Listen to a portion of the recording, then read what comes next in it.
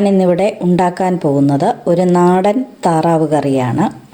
അതുണ്ടാക്കാനായി 1/200-ൻ്റെ ഒരു താറാവാണ് എടുത്തിരിക്കുന്നത്.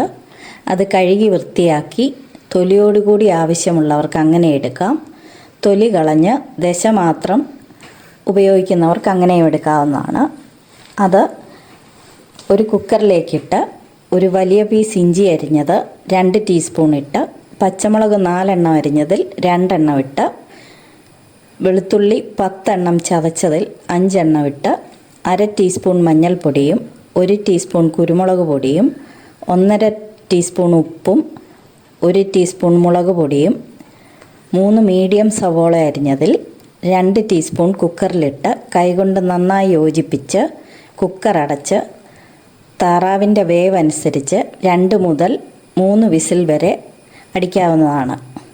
അതിനുശേഷം ഒരു പാനിൽ 2 ടേബിൾ സ്പൂൺ വെളിച്ചെണ്ണ ഒഴിച്ച് ബാക്കി അരിഞ്ഞു വെച്ച ഇഞ്ചി, വെളുത്തുള്ളി, പച്ചമുളക്, സവോള ഇവ നന്നായി വഴറ്റിയ ശേഷം 15 ചെറിയ ഉള്ളിയുമിട്ട് വഴറ്റി ഒരു തക്കാളി അരിഞ്ഞതും ചേർത്ത് നന്നായി വഴറ്റിയെടുക്കുക. തക്കാളി വെന്തുടയുന്നത് വരെ വെയിറ്റ് ചെയ്യണം.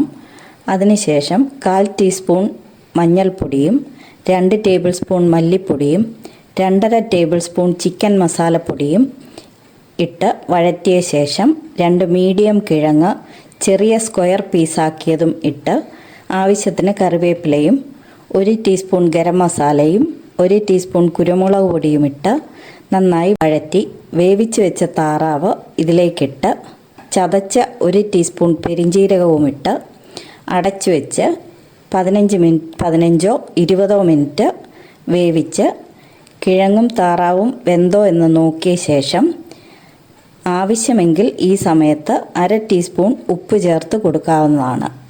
അതിനുശേഷം തേങ്ങയുടെ 1/4 പാൽ 1 കപ്പ് ഇതിലേക്കൊഴിച്ച് ഇളക്കി യോജിപ്പിച്ച് കറി വാങ്ങാവുന്നതാണ്. Thank U.